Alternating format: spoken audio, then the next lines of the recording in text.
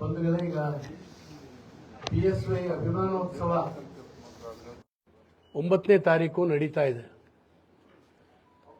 ಇದೆಲ್ಲರಿಗೂ ಕೂಡ ವಿಶೇಷವಾಗಿ ಸಾರ್ವಜನಿಕ ಜೀವನದಲ್ಲಿರುವಂತಹ ವ್ಯಕ್ತಿಗಳಿಗೆ ಯಡಿಯೂರಪ್ಪನವರ ಬದುಕು ಒಂದು ದೊಡ್ಡ ಪಾಠ ಅಂತ ಹೇಳಿ ನಾನು ಭಾವಿಸ್ತೀನಿ.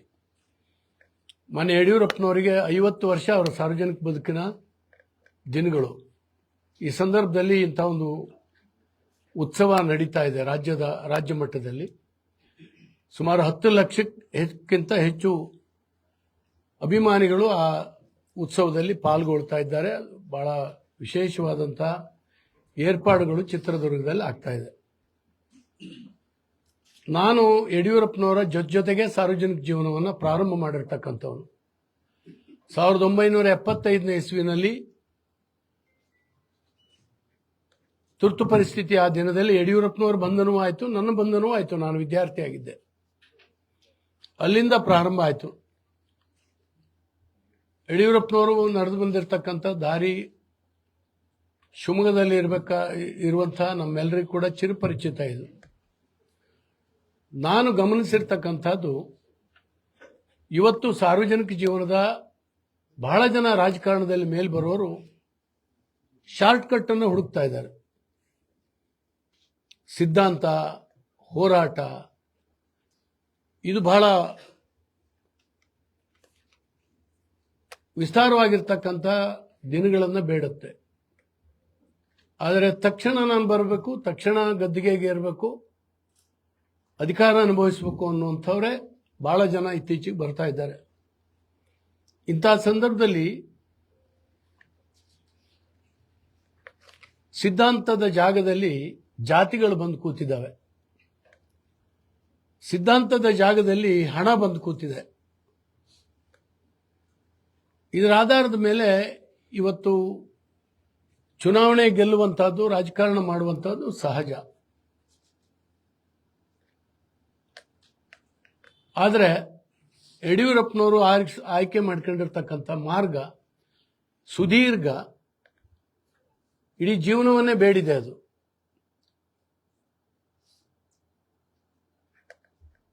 ಹೋರಾಟದಿಂದ, ಸಿದ್ಧಾಂತದಿಂದ ಸಂಘಟನೆಯನ್ನ ಕಟ್ಟಿ ಅಧಿಕಾರ ಪಡೆದಿರ್ತಕ್ಕಂಥವರು ಯಡಿಯೂರಪ್ಪನವರು. ನಮಗೆ ಹಿಂದಿನ ಜನಸಂಘ ಮತ್ತು ಬಿಜೆಪಿಗೆ ಕೆಲವು ಮಾತುಗಳಿತ್ತು ಮೊದಲಿಂದನೂ ಕೂಡ.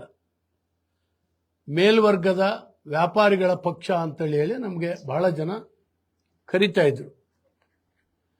ಇದಕ್ಕೆ ಬಹಳ ದೊಡ್ಡ ಟ್ವಿಸ್ಟ್ ಅನ್ನ ಕೊಟ್ಟಿರ್ತಕ್ಕಂಥವ್ರು ಮೊನ್ನೆ ಯಡಿಯೂರಪ್ಪನವರು. ರಾಜ್ಯದಲ್ಲಿ ಅವರು ಮಾಡಿರ್ತಕ್ಕಂಥ ಜೀತದಾಳಗಳ ಹೋರಾಟ ಬಿಜೆಪಿಯನ್ನ ಅವತ್ತು ದಲಿತರ ಕಾಲೋನಿಗೆ ತಗೊಂಡೋಗಿ ಮುಟ್ಟಿಸ್ತು.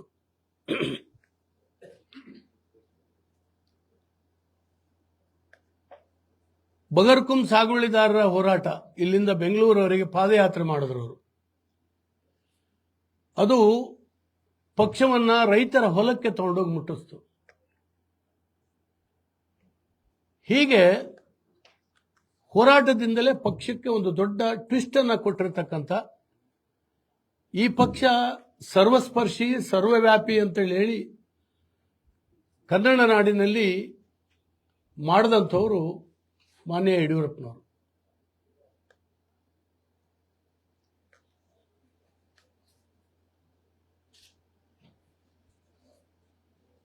ಅಧಿಕಾರಕ್ಕೆ ಬರಬೇಕು ಅಂತೇಳಿ ಹೇಳಿ ಶಾರ್ಟ್ ಕಟ್ ಅನ್ನು ಹುಡುಕ್ಲೇ ಇಲ್ಲ ಅವರು ಯಡಿಯೂರಪ್ಪನವರು. ಈ ರೀತಿ ಹೋರಾಟ ಮಾಡಿ ರಾಜ್ಯದಾದ್ಯಂತ ಅವತ್ತು ಮೂಲೆ ಮೂಲೆಗೆ ತಿರುಗಾಟ ಮಾಡಿದ್ರು. ಅದು ಎಷ್ಟು ರೌಂಡ್ ಹೋಗಿದ್ದಾರೆ ಕೆಲವು ತಾಲೂಕುಗಳಿಗೆ ಅವತ್ತು ಹೇಳಲಿಕ್ಕೆ ಸಾಧ್ಯ ಇಲ್ಲ. ಎಷ್ಟು ಶ್ರಮ ಆಗಿದೆ, ಎಷ್ಟು ಅವರ ಬದುಕನ್ನ, ಇಡೀ ಬದುಕನ್ನೇ 50 ವರ್ಷದಲ್ಲಿ ಅರ್ಪಣೆ ಮಾಡಿಕೊಂಡು, ಬಹುಶಃ ಅವರ ಕುಟುಂಬ, ದುಡಿಮೆ ಯಾವುದನ್ನು ಕೂಡ ಗಮನಿಸದೇನೆ ಸಾರ್ವಜನಿಕ ಜೀವನಕ್ಕೆ ಅರ್ಪಣೆ ಮಾಡ್ಕೊಂಡಿರ್ತಕ್ಕಂಥ ಒಂದು ವ್ಯಕ್ತಿತ್ವ ಅವರು. ನಾನು ಮೊದಲೇ ಹೇಳಿದೆ, ಸಾರ್ವಜನಿಕ ಜೀವನಕ್ಕೆ ಬರೋರಿಗೆ ಒಂದು ಪಾಠ ಅಂತೇಳಿ ಹೇಳಿ. ಇಡೀ ಬದುಕನ್ನ ನೋಡಿದಾಗ ಅವರ ಮುಖ್ಯಮಂತ್ರಿ ಪದ, ಅವರ ಆಡಳಿತ, ಇದು ನಮ್ಗೆ ಕಣ್ಣಿಗೆ ಕಾಣುತ್ತೆ. ಅವರ ಹೋರಾಟಗಳು ಈ ಜನರೇಷನ್ಗೆ ಮರ್ತು ಹೋಗ್ತಾ ಇದೆ. ಬಹುಶಃ ಚಿತ್ರದುರ್ಗದ ಸಮಾವೇಶದ ಮೂಲಕ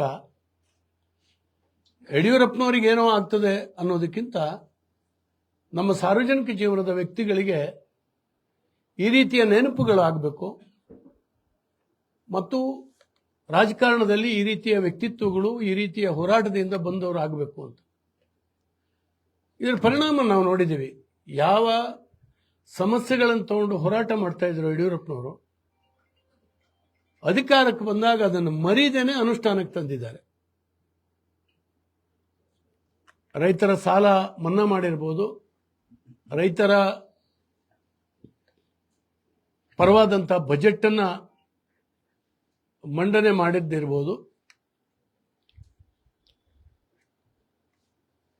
ಹೆಣ್ಣು ಮಕ್ಕಳಿಗೆ ಅನೇಕ ಭಾಗ್ಯಲಕ್ಷ್ಮಿಯಿಂದ ಹಿಡಿದು ಸೈಕಲ್ ಹಿಡಿದು ಇವೆಲ್ಲ ಸಣ್ಣದಾಗಿ ಕಾಣ್ಬೋದು. ನಮ್ಗೆ ಸೈಕಲ್ ಕೊಟ್ಟಿರ್ತಕ್ಕಂಥದ್ದು ಒಂದು ಸಣ್ಣ ವಿಚಾರ ಆಗಿ ಕಂಡಿರ್ಬೋದು, ಆದರೆ ಅದರ ಪರಿಣಾಮ ಬಹಳ ದೊಡ್ಡದು. ಭಾರಿ ದೊಡ್ಡದು. ನಾನು ಒಂದು ಮನೆಯಲ್ಲಿ ಕರೆಂಟ್ ಶಾಕ್ ಹೊಡೆದು 2 ಮಕ್ಕಳು ತೀರೋಗಿದ್ರು ಒಂದೇ ಸಾರಿಗೆ. ಒಂದು ಬಡವರ ಮನೆ ಅದು. 2 ಸಾಮಾನ್ಯ ಹೈಸ್ಕೂಲಿಗೆ ಹೋಗುವಂಥ 2 ಅಣ್ಣ ಮತ್ತು ತಂಗಿ ಸತ್ತೋಗ್ಬಿಟ್ಟಿದ್ರು. ಆ ಸಂದರ್ಭದಲ್ಲಿ ನಾನು ಹೋಗಿದ್ದೆ ನನ್ನ ಕಾನ್ಸ್ಟಿಟ್ಯೂನ್ಸಿಗೆ.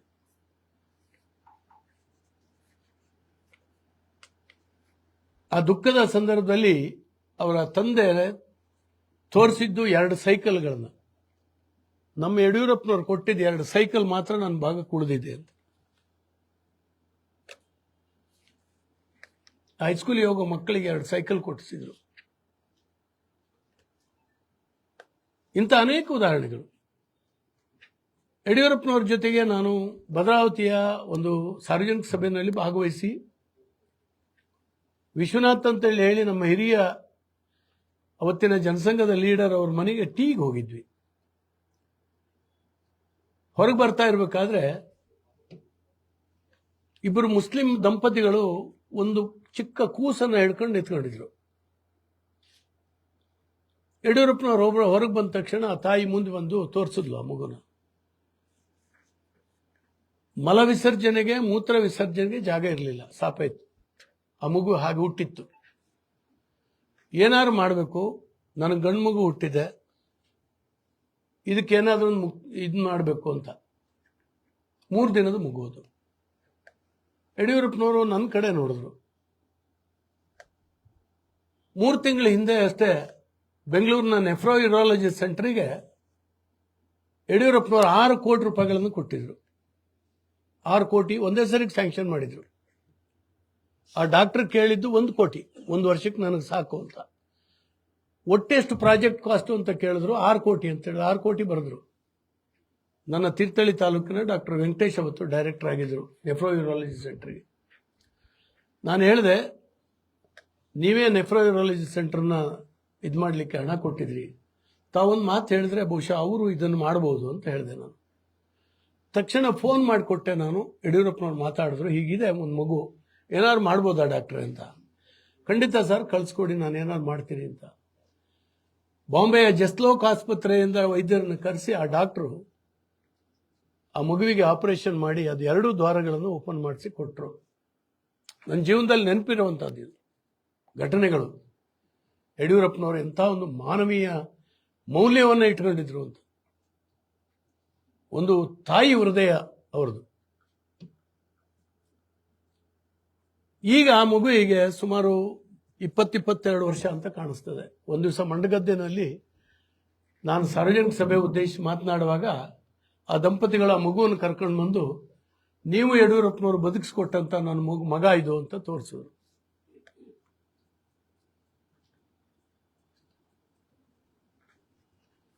ಯಡಿಯೂರಪ್ಪನವರ 50 ವರ್ಷದ ಈ ಸಾರ್ವಜನಿಕ ನಡೆಯಲ್ಲಿ ದಾರಿಯಲ್ಲಿ ಇಂಥದ್ದು ಎಷ್ಟೋ ಜನಪರವಾಗಿರ್ತಕ್ಕಂಥ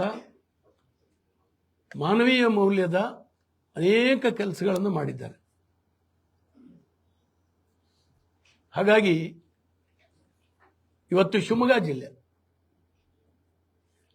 ಯಡಿಯೂರಪ್ಪನವರೆಗೆ ಒಂದು ಹಂತ, ಯಡಿಯೂರಪ್ಪನವರ ಮುಖ್ಯಮಂತ್ರಿ ಆದ ನಂತರ ಒಂದು ಅಭಿವೃದ್ಧಿ, ಈ ಎರಡನ್ನ ವಿಶ್ಲೇಷಣೆ ಮಾಡಬೇಕು ನಾವು. ಶಿವಮೊಗ್ಗ ಜಿಲ್ಲೆ ಬಹಳ ದೊಡ್ಡ ಫಲಾನುಭವಿಗಳು ನಾವು. ಅವರು ಮಾಡಿರ್ತಕ್ಕಂಥ ರಸ್ತೆ ಇರ್ಬೋದು, ಸೇತುವೆ ಇರ್ಬೋದು, ಕೃಷಿ ಕಾಲೇಜ್ ಇರ್ಬೋದು, ಮೆಗನ್ ಆಸ್ಪತ್ರೆಗೆ ಅವರು ಕೊಟ್ಟಂಥ ಆದ್ಯತೆ ಇರ್ಬೋದು, ವೆಟರ್ನರಿ ಯೂನಿವರ್ಸಿಟಿ ಇರ್ಬೋದು, ಒಂದೊಂದು ಸಂಗತಿಗಳು ಕೂಡ ನಿಮ್ಮ ಪತ್ರಿಕಾ ಭವನದಿಂದ ಹಿಡಿದು ಇವೆಲ್ಲವೂ ಕೂಡ ಯಡಿಯೂರಪ್ಪನವರ ಕೊಡುಗೆ ಅಂತ ನಾನು ಖಂಡಿತವಾಗೂ ಭಾವಿಸ್ತೀನಿ. ಅನೇಕ ಸಂಗತಿಗಳು ನನಗೆ ನೆನಪಿ ಬರ್ತವೆ. ಯಾಕಂದ್ರೆ ಯಡಿಯೂರಪ್ಪನವ್ರಿಗೆ ಹೆಂಗೆ 50 ವರ್ಷ ಸಾರ್ವಜನಿಕ ಜೀವನದಲ್ಲಿ ಆಗಿದೆಯೋ ಅವ್ರ ಜೊತೆಗೆ ಹೊರಟಂತ ನನಗೂ ಕೂಡ, ಅವ್ರನ್ನ ಅನುಸರಿಸಿರ್ತಕ್ಕಂಥ ನನಗೂ 50 ವರ್ಷ ಸಾರ್ವಜನಿಕ ಬದುಕಿನಲ್ಲಿ. ತೀರ್ಥಹಳ್ಳಿಯ ಬಿದಿರುಗೋಡ್ನಲ್ಲಿ, ಆಗುಂಬೆ ಹತ್ರ ಬಿದಿರುಗೋಡ್ನಲ್ಲಿ ಇದ್ದಕ್ಕಿದ್ದ ಹಾಗೆ ನನಗೆ ರಾತ್ರಿ ಫೋನ್ ಬಂತು, ನಕ್ಸಲೇಟರು ಅಟ್ಯಾಕ್ ಮಾಡಿದ್ದಾರೆ, 5 ಮನೆಗಳನ್ನ ನುಗ್ಗಿದ್ರು, ಬಹಳ ತೊಂದರೆ ಕೊಟ್ಟಿದ್ದಾರೆ ಅಂತ. ನಾನು ಬೆಳಗಿನ ಜಾವ ಎದ್ದು ಹೋದೆ ಅಲ್ಲಿ ಆ ಮನೆಗಳಿಗೆ. ಹೆದರಿ ನಡುಗ್ತಾ ಇದ್ರು 5 ಕುಟುಂಬಗಳು. ಏನಾಯ್ತು ಅಂತ ಹೇಳಿದ್ರೆ, ಮಿಷನ್ ಗನ್ಗಳನ್ನು ತಂದು ಅವ್ರ ಎದೆಗಿಟ್ಟು ಹೆಂಡತಿ ಕೊರಳಲ್ಲಿರುವ ಮಾಂಗಲ್ಯ ಸರದಿಂದ ಹಿಡಿದು ಎಲ್ಲವನ್ನು ಕೂಡ ದೋಚ್ಕೊಂಡು ಹೋಗಿದ್ರು. ಭಯಭೀತಿ ಆಗಿ ಜೀವ ಒಂದು ಬಿಡಿ ಅಂತೇಳಿ ಹೇಳಿ ಕೊಟ್ಟು ಬಿಟ್ಟಿದ್ರು ಕೈಗೆ. ಕಂಪ್ಲೇಂಟ್ ಕೊಡ್ಲಿಕ್ಕೆ ಹೆದರ್ತಾ ಇದ್ರು. ಇಲ್ಲ, ಪೊಲೀಸರಿಂದ ನಮ್ಗೇನು ರಕ್ಷಣೆ ಸಿಗೋದಿಲ್ಲ, ಇಲ್ಲಿ ನಕ್ಸಲೇಟರ್ದೇ ಆಡಳಿತ, ನಾವು ಕೊಟ್ಟರೆ ಹಾನಿ ಆಗ್ತದೆ ನಮಗೆ, ಹೇಳಿ ಹೋಗಿದ್ದಾರೆ. ಕಂಪ್ಲೇಂಟ್ ಕೊಟ್ರೆ ನಿಮ್ಮನ್ನು ಮುಗಿಸ್ತೀವಿ ನಾಳೆ ನಾಡ್ದೊಳಗೆ ಅಂತ. ಅವ್ರು ಹಂಗೆ ಮುಗಿಸ್ತಾರೆ ಅಂತ ಭಯಭೀತಿ. ನಾನು ಬಹಳ ಅವರಿಗೆ ಇದು ಮಾಡಿ ಕರ್ಕೊಂಡು ಹೋಗಿ ಕಂಪ್ಲೇಂಟ್ ಕೊಡಿಸಿದೆ. ಆದ್ರೂ ಸಮಾಧಾನ ಆಗಲಿಲ್ಲ. ಸೀದಾ ಬೆಂಗಳೂರಿಗೆ ಹೋಗಿ ಯಡಿಯೂರಪ್ಪನವ್ರಿಗೆ ಹೇಳಿದೆ, ನನ್ನ ಕ್ಷೇತ್ರದಲ್ಲಿ ಹೀಗಾಗಿದೆ, ಪೊಲೀಸರು ನಿಷ್ಕ್ರಿಯತೆಯಿಂದ ನಕ್ಸಲೇಟರ್ ಕೈ ಮೇಲಾಗ್ತಾ ಇದೆ, ಬಹಳ ಅಪಾಯ ಅಂತ ಹೇಳಿದೆ. ಬಹಳ ಬೇಸರ ಮಾಡ್ಕೊಂಡ್ರು. ನನಗೆ ಕರೆದು ಹೇಳಿದ್ರು, 5 ಲಕ್ಷ ರೂಪಾಯಿನ ನಾನು ಕೊಟ್ಟಿರ್ತೀನಿ, ಒಂದೊಂದು ಮನೆಗೆ 1 ಲಕ್ಷ ರೂಪಾಯಿ ಕೊಡು, ಹೇಳಿ ಹೋಗಿ ಯಡಿಯೂರಪ್ಪನವ್ರು ನಿಮ್ಮ ಭಾಗಕ್ಕಿದ್ದಾರೆ, ಹೆದರಬಾರದು ಅಂತ ಹೇಳಿದ್ರು. 5 ಲಕ್ಷ ರೂಪಾಯಿ ತಂದು 5 ಮನೆಗೆ ನಾನು ಹಂಚಿದೆ. ನಮ್ಮ SP ಅವ್ರನ್ನ ಅವತ್ತು ಇಟ್ಕೊಂಡು ನಾನು ಹಂಚಿದೆ ತೀರ್ಥಹಳ್ಳಿ ಐಬಿನಲ್ಲಿ ಕರೆದು. ಇದು ತಾಕತ್ತು. ಇದು ಬೆನ್ನತ್ತಿದ್ರು. SP ಅವರಿಗೆ ಮತ್ತು ಪೊಲೀಸ್ ಇಲಾಖೆಗೆ ಎಚ್ಚರಿಕೆ ಕೊಟ್ಟರು. ಆಮೇಲೆ ಆ ಪ್ರಕರಣ ಬೇರೆ ಆಯಿತು. ಬೇರೆ ಯಾರೋ ನಕ್ಸಲೇಟರ್ ಹೆಸರಿನಲ್ಲಿ ಬಂದು ದೋಚಿದ್ದು ಅವ್ರು ಹಿಡಿದು ಜೈಲೊಳಗೆ ಹಾಕಿದ್ರು. ಬೇರೆ ಆರಂಭಿಕವಾಗಿ ಯಡಿಯೂರಪ್ಪನವ್ರು ಕೊಟ್ಟಂತ ಧೈರ್ಯ, ಅವ್ರು ತಗೊಂಡಂತ ನಿರ್ಣಯ, ಸ್ವತಃ ಕೈಯಿಂದ ಜೇಬಿಂದ ಕೊಟ್ಟು ಕಳಿಸಿದ್ರು. ಅವತ್ತು 5 ಲಕ್ಷ ತಗೊಂಡು ಕೊಡೋರಿಗೆ ಅಂತ. ನಿಂತಲ್ಲಿ ಅವರಿಗೆ ಮನಸ್ಸು ಬಂದರೆ ನಿಂತಲ್ಲಿ ಮಂಜೂರಾತಿ ಕೊಡೋದು. ಬಹುಶಃ ನಾನು ಶಾಸಕನಾಗಿ ಅನೇಕ ಮುಖ್ಯಮಂತ್ರಿಗಳ ಜೊತೆ ಕೆಲಸ ಮಾಡಿದ್ದೀನಿ. ನಾನು ಯಡಿಯೂರಪ್ಪನವರ ರೀತಿ ನಿರ್ಣಯ ತಗೊಂಡಿರ್ತಕ್ಕಂಥ ಇನ್ನೊಬ್ಬ ಮುಖ್ಯಮಂತ್ರಿಯನ್ನ ನಾನು ನೋಡಲಿಲ್ಲ ನನ್ನ ಜೀವನದಲ್ಲಿ. ನಿಂತಲ್ಲಿ ಭಾರಿ ಮಳೆ ಸುರಿತಾ ಇತ್ತು. ಇಲ್ಲಿ ವೆಟರ್ನರಿ ಯೂನಿವರ್ಸಿಟಿ ಇದಕ್ಕೆ ಕ್ಯಾಂಪಸ್ಸಿಗೆ ಜಾಗ ನೋಡ್ಲಿಕ್ಕೆ ಹೋಗಿದ್ವಿ ನಾವು. ನಾನು ಅವ್ರಿಗೆ ಛತ್ರಿ ಹಿಡ್ಕೊಂಡಿದ್ದೆ. ಇಂಜಿನಿಯರಿಂಗ್ ಕರೆದು ಕೇಳಿದ್ರು, ನಾವು ಪ್ರಾಜೆಕ್ಟ್ ಹೇಳಿದೀವಿ, ಇದಕ್ಕೆ ಎಷ್ಟು ಬೇಕಾಗತ್ತೆ ಅಂತ. ಅವ್ರು ಹೇಳಿದ್ರು 60 ಕೋಟಿ ರೂಪಾಯಿ ಸದ್ಯಕ್ಕೆ ಬೇಕು ಸರ್ ಈಗ. ಸ್ಥಳದಲ್ಲಿ ನಿಂತು ಫೈನಾನ್ಸ್ ಸೆಕ್ರೆಟರಿಗೆ ಫೋನ್ ಮಾಡ್ತಾ ಇದ್ದಾರೆ ಯಡಿಯೂರಪ್ಪನವರು. 60,000 ರೂಪಾಯಿಗೆ 60 ಕೋಟಿ ರೂಪಾಯಿಗೆ ಮಂಜೂರಾತಿ ಕೊಡಬೇಕು ಅಂತ. ಇವೆಲ್ಲವೂ ಕೂಡ ನೆನಪುಗಳು ಬರ್ತದೆ. ಸಮಯಾವಕಾಶ ಇಲ್ಲ ನಾನು ನೀವಿದ್ದಾಗ ನಾನು ಬಂದಿದ್ದೆ, ಅವ್ರಿಗೆ ಕೊಟ್ರಿ, ಮುಖ್ಯಮಂತ್ರಿ ನಿಧಿಯಿಂದ ಕೊಡಿ ಅಂತ. ಎಷ್ಟು ಬೇಕು? ಒಂದು 10,000 ಅಂದ್ರಿ. ಯಾವಾಗಾರ ಆಸ್ಪತ್ರೆಗೆ ಹೋಗಿದೀವಿ ಅಂತ ಹೇಳಿ 5 ಲಕ್ಷ ಬರುತ್ತೆ. ಒಂದು ಮುಖ್ಯಮಂತ್ರಿಗಳ ಪರಿಹಾರ ನಿಧಿಗೆ ತಗೊಂಡೋಗಿದ್ದೆ ನಾನು. ಗೌಡ್ರು ನೆನಪು ಮಾಡಿದ್ದು ಇಂಥದ್ದು ತುಂಬ ನಾನು ಯಾಕಂದ್ರೆ ಯಡಿಯೂರಪ್ಪನವ್ರ ಜೊತೆಗೆ ಬೆಳೆದಿದ್ರಿಂದ ಇಂಥದ್ದು ಅವ್ರ ಜೊತೆಗೆ ಬೆಳಗಿನ ಸಂಜೆವರೆಗೂ ಇದ್ದಿದ್ದು ಮತ್ತು ಆ ಸಾರ್ವಜನಿಕ ಬದುಕು ಇಂಥ ನೆನಪುಗಳು ನನಗೆ ಸಾಕಷ್ಟು ಬರ್ತದೆ. ಹೋಗಿ ಕೇಳಿದ್ರೆ ಎಷ್ಟು ಬೇಕಾಗ್ತದೆ, ಎಷ್ಟು ಕೊಡಬೇಕಾಗಂತ ಹೇಳಿ, ಎಷ್ಟು ಬರೀಬೇಕು ಕೇಳ್ತಾರೆ ಅವರು. ನಾನೊಂದು 10,000 ಅಂತ ಹೇಳಿದ್ರೆ ನೀನು ಆಸ್ಪತ್ರೆಗೆ ಹೋಗಿ ಗೊತ್ತಾ ನಿನಗೆ ಅಂತೇಳಿ ಹೇಳಿ ಅಲ್ಲಿ ಬಿಲ್ ಎಷ್ಟಿದೆ ಅಂತ ಹೇಳಿ 5 ಲಕ್ಷ ರೂಪಾಯಿ ಅವತ್ತು ಬರೆದು ಬಿಟ್ಟಿದ್ರು. ಮ್ಯಾಕ್ಸಿಮಮ್ ಲಿಮಿಟ್ ಅದು ಬಹಳ ಜನಕ್ಕೆ ಬರಲಿಲ್ಲ. ಬಟ್ ನಾನು ತಗೊಂಡೋಗಿದ್ದು ಅತ್ಯಂತ ಬಡವರದು. ಇದು ನನಗೆ ಮುಖ್ಯಮಂತ್ರಿಗಳ SM ಕೃಷ್ಣ ಅವ್ರ ಕಾಲದಲ್ಲೂ ನಾನು ಬರೆಸಿದ್ದೆ. 2,000 ಬರೆದ್ರು ಅಂದ್ರೆ ಭಾರಿ ದೊಡ್ಡ ಸಂತೋಷದಿಂದ ನಾವೆಲ್ಲ ಹೊರಗೆ ಬರ್ತಿದ್ವಿ. 2,000 ರೂಪಾಯಿ ನಾನು ಇಟ್ಟಾಗ ಬರೆದು ಬಿಟ್ರು ಅಂತ. ಇವರು 5 ಲಕ್ಷ ಬರೆದಾಗ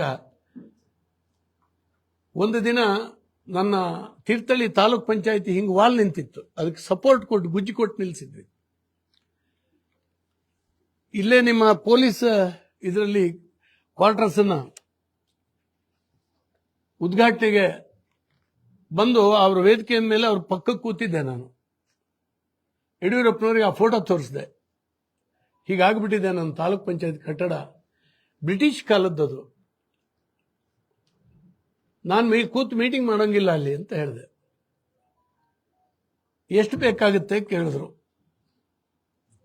ಕೊಟ್ರೆ 15 ಕೋಟಿದು ಇಡೀ ತಾಲೂಕಿನಲ್ಲಿ ಇರುವಂತ ಎಲ್ಲ ಇಲಾಖೆಗಳು ಒಂದೇ ಬಿಲ್ಡಿಂಗ್ ನಲ್ಲಿ ಬರೋ ಹಾಗೆ ಕಟ್ಟಬೇಕು ಅಂತೇಳಿ ಹೇಳಿ ಯೋಚನೆ ಮಾಡಿದ್ದೇನೆ ಅಂತೇಳಿ ಹೇಳಿದೆ. ಅದಕ್ಕೆ ಸಂಕೋಚ ಯಾಕಪ್ಪ ಪಡ್ತೀಯಾ, ತಗೊಂಡೋಗು ಅಂತೇಳಿ ಹೇಳಿ 10 ಕೋಟಿ ಬರೆದ್ರು. ಇಂಥದ್ದು ತುಂಬಾ ಹೇಳ್ಬಲ್ಲೆ. ನಾನು ಬಡವರು ಓದಲಿಕ್ಕೆ ಒಂದು ಕಾಲೇಜ್ ಬೇಕು ಕೇಳಿದೆ. ಶಂಕರಮೂರ್ತಿಯವರು ಉನ್ನತ ಶಿಕ್ಷಣ ಸಚಿವರು, ಇವರು ಮುಖ್ಯಮಂತ್ರಿ, ಉಪಮುಖ್ಯಮಂತ್ರಿ, ಅವತ್ತು ಉಪಮುಖ್ಯಮಂತ್ರಿ ಇಬ್ಬರು ಇದ್ರು. ಶಂಕರಮೂರ್ತಿಯವರು ಹೌದು ಜ್ಞಾನೇಂದ್ರ ಕೇಳೋದು ಸುಮಾರಷ್ಟು ಬೇಕಾಗುತ್ತೆ ತಾಲೂಕಿನಲ್ಲಿ. ಅವತ್ತು 65 ಫಸ್ಟ್ ಗ್ರೇಡ್ ಕಾಲೇಜ್ಗಳನ್ನು, ಸರ್ಕಾರಿ ಕಾಲೇಜ್ಗಳು, 154 ಫಸ್ಟ್ ಗ್ರೇಡ್ ಕಾಲೇಜ್ಗಳನ್ನ ಮಂಜೂರಾತಿ ಕೊಟ್ಟರು ಏಕಾಏಕಿಯಾಗಿ. ಇದು ಯಾವ ಧೈರ್ಯ, ಹೇಗೆ? ನಾನು ಯಾಕೆ ಹೇಳ್ತಾ ಇದ್ದೀನಿ ಅಂದ್ರೆ ಯಡಿಯೂರಪ್ಪನವ್ರನ್ನ ಹೊಗಳಲಿಕ್ಕಾಗಲ್ಲ. ಇನ್ನೊಬ್ಬ ಇಂಥ ಮುಖ್ಯಮಂತ್ರಿಯನ್ನ ನೋಡಲಿಲ್ಲ. ಏನು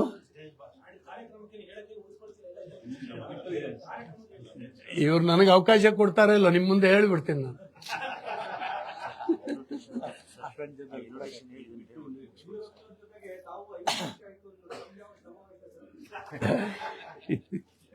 ಹಾಗಾಗಿ ಇಂಥ ಹಲವಾರು ನೆನಪುಗಳಾಗ್ತದೆ. ನಮ್ಮ ಜಿಲ್ಲೆಯಲ್ಲಂತೂ ವಿಶೇಷವಾದಂಥ ಅಭಿವೃದ್ಧಿಯ ಒಂದು ಶಕೆಯನ್ನ ನಾವು ಕಂಡಿದ್ದೇವೆ.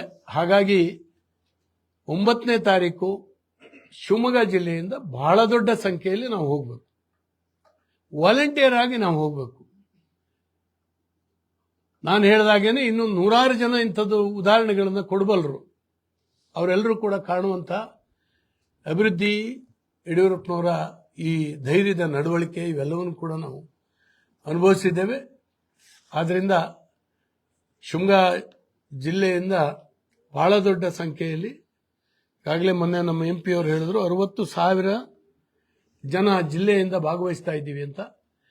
ಎಲ್ಲ ಸ್ವಾಮೀಜಿಯವರಿಗೆ, ಮಠಾಧೀಶರಿಗೆ ಈಗಾಗಲೇ ನಮ್ಮ ರಾಜ್ಯದ ಅಧ್ಯಕ್ಷರ ಪರವಾಗಿ ನಾವು ಹೋಗಿ ಇನ್ವಿಟೇಷನ್ ಅನ್ನ ಕೊಟ್ಟಿದ್ದೇವೆ. ಅವರು ಕೂಡ ಹೊರಡ್ತಾ ಇದ್ದಾರೆ. ಎಲ್ಲ ಸಮುದಾಯದ ಮಠಾಧೀಶರು ಎಲ್ಲರೂ ಕೂಡ ಭಾಗವಹಿಸುವಂತ ಒಂದು ದೊಡ್ಡ ಸಮಾವೇಶ ಅದು. ಹಾಗಾಗಿ ನನ್ನ ವಿನಂತಿ, ಈ ಮಾಧ್ಯಮದ ಮೂಲಕ ಇಡೀ ಜಿಲ್ಲೆಯ ಜನ ಈ ಸಂದರ್ಭದಲ್ಲಿ ಇಂಥ ಒಂದು ಅವಕಾಶವನ್ನು ಕಳ್ಕೊಳ್ಳದೇನೆ ಇಂಥ ಸಂದರ್ಭದಲ್ಲಿ ಯಡಿಯೂರಪ್ಪನವರಿಗೆ ಒಂದು ಕೃತಜ್ಞತೆ ಅರ್ಪಿಸುವಂಥದ್ದು. ನಾವೇನು ಬೇರೆ ದುಡ್ಡು ಕೊಡೋದಿಲ್ಲ, ಕಾಸು ಕೊಡೋಲ್ಲ. ಬೆಳಗ್ಗೆಯಿಂದ ಸಂಜೆವರೆಗೆ ಒಂದು ದಿನ ಈ ಸಮಾವೇಶಕ್ಕಾಗಿ ತೆಗೆದಿಟ್ಟು ನಾವು ಹೋಗುವಂಥದ್ದು, ಭಾಗವಹಿಸುವಂಥದ್ದು. ಇಷ್ಟನ್ನಾದರೂ ಕೂಡ ನಾವು ಮಾಡುವಂತಹದ್ದು ನಮ್ಮ ಕರ್ತವ್ಯ ಅಂತ ಹೇಳಿ ನಾನು ಭಾವಿಸ್ತೇನೆ. ತಮ್ಮ ಮೂಲಕ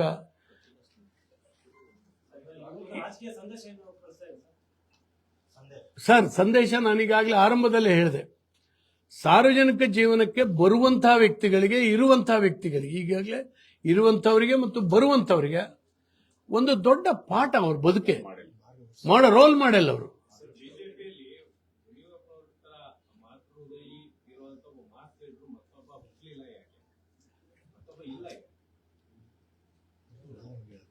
ಹಾಗೆ ಹೇಳಕ್ ಆಗೋದಿಲ್ಲ. ಅದು ಅವರವರ ಶಕ್ತಿ, ಸಾಮರ್ಥ್ಯ, ಕನಸು ಇವುಗಳು ಯಡಿಯೂರಪ್ಪನವ್ರನ್ನ ಆ ರೀತಿ ಮಾಡಿದೆ. ಸದ್ಯಕ್ಕೆ ನಾವು ಯಡಿಯೂರಪ್ಪನವ್ರ ಜೊತೆ ಬಗ್ಗೆನೇ ಮಾತಾಡ್ತಾ ಇದ್ದೇವೆ. ನಮ್ಮೆಲ್ಲರಿಗೂ ವಿರೋಧ ಪಕ್ಷದ ಮಾತಿಗೆ ಇದಕ್ಕೆ ಸ್ಪಂದಿಸುವಂತ ಲಕ್ಷಣಗಳು ಅವನ್ನು ಕಳ್ಕೊಂಡಿದೆ. ಆದ್ರಿಂದ ನನ್ನ ವಿನಂತಿ ಇಷ್ಟೇನೆ, ದಯವಿಟ್ಟು ಇಡೀ ಜಿಲ್ಲೆಯ ಮಹಾಜನತೆಗೆ ನಾನು ಕರೆ ಕೊಡ್ತಾ ಇದ್ದೀನಿ. ನೀವು ಕೂಡ ಮಾಧ್ಯಮದವರು ಕೂಡ ದಯವಿಟ್ಟು ಅವತ್ತು ಬರಬೇಕು, ಭಾಗವಹಿಸಬೇಕು. ಆ ಯಶಸ್ಸಿನಲ್ಲಿ ನಮ್ಮ ಪಾಲು ಇರಲಿ ಅಂತ ಹೇಳಿ ನಾನು ಈ ಸಂದರ್ಭದಲ್ಲಿ ಹಾರೈಸ್ತಾ ನನ್ನ ಮಾತನ್ನು ಮುಗಿಸ್ತೇನೆ.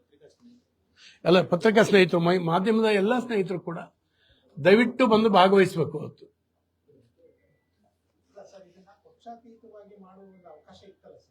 ಅದನ್ನೇ ಮಾಡ್ತಾ ಇದೀವಿ. ಪಕ್ಷದ ಫ್ಲಾಗು ಇದು ಯಾವುದೂ ಇಲ್ಲ. BSY ಅಭಿಮಾನಿ ಸಮಾವೇಶ ಅದು. ನಮ್ಮ ಫ್ಲಾಗ್ ಇರೋದಿಲ್ಲ, ಪಕ್ಷ ಅದರಲ್ಲಿ ಇರೋದಿಲ್ಲ. ಅದಕ್ಕಾಗಿ ಸಾವಿರಾರು ಜನ ಮಠಾಧೀಶರು ಬಂದು ಭಾಗವಹಿಸ್ತಾ ಇದ್ದಾರೆ. ಯಾಕಂದ್ರೆ ಯಡಿಯೂರಪ್ಪನವ್ರು ಮಾಡಿರ್ತಕ್ಕ